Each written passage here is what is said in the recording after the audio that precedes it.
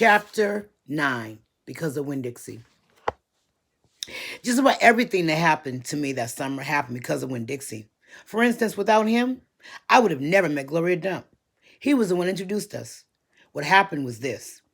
I was riding my bike home from Gertrude's Pets, and Winn Dixie was running along beside me. We went past Dunlap and Steve Dewberry's house, and when Dunlap and Stevie saw me, they got on their bikes and started following me. They wouldn't ride with me. They just rode behind me and whispered things that I couldn't hear. Neither one of them had any hair on his head because their mama shaved their head every week their summer because of the one time Dunlap got fleas in his hair from the cat, Sadie. And now they look like two identical bald-head babies.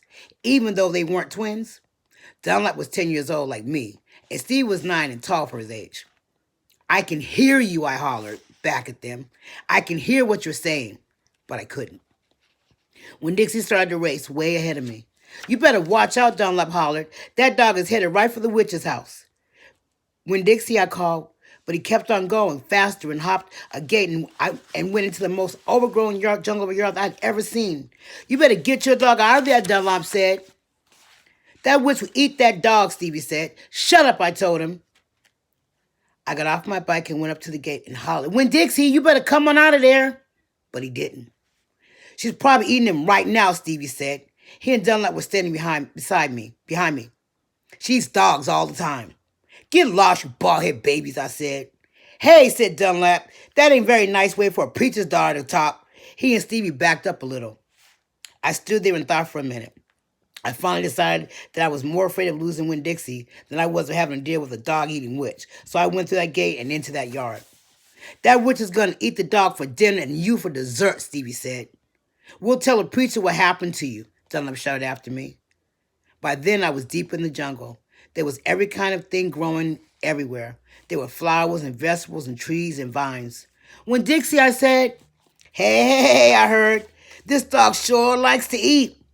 I went around a really big tree, all covered in moss, and there was Winn Dixie. He was eating something right out of the witch's hand. She looked up at me. This dog sure like peanut butter, she said. You can always trust a dog that likes peanut butter. She was old with crinky brown skin. She had a big floppy hat with flowers all over it, and she didn't have any teeth, but she didn't look like a witch. She looked nice, and Winn Dixie liked her, I could tell. I'm sorry he got in your garden, I said. You ain't got to be sorry, she said. I enjoy a little company. My name's Opal, I told her. My name's Gloria Dump, she said. Ain't that a terrible last name, Dump? My last name is Baloney, I said. Sometimes the kids at school back home in Wally call me lunch meat. Ha! Gloria Dump laughed. What about this dog? What you call him? Winn Dixie, I said. Winn Dixie thumped his tail on the ground. He tried smiling, but it was hard with his mouth all full of peanut butter. Winn Dixie, Gloria Dump said. You mean like the grocery store? Yes, ma'am, I said. Ooh-wee, she said.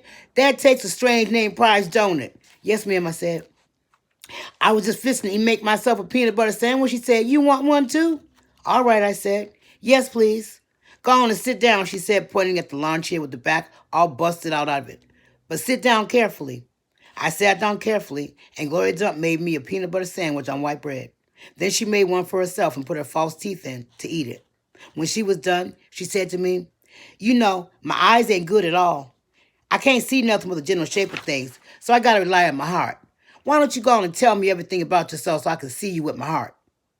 And because Winn Dixie was looking up at her like she was the best thing he had ever seen, and because the peanut butter sandwich had been so good, and because I had been waiting for a long time to tell some person everything about me, I did.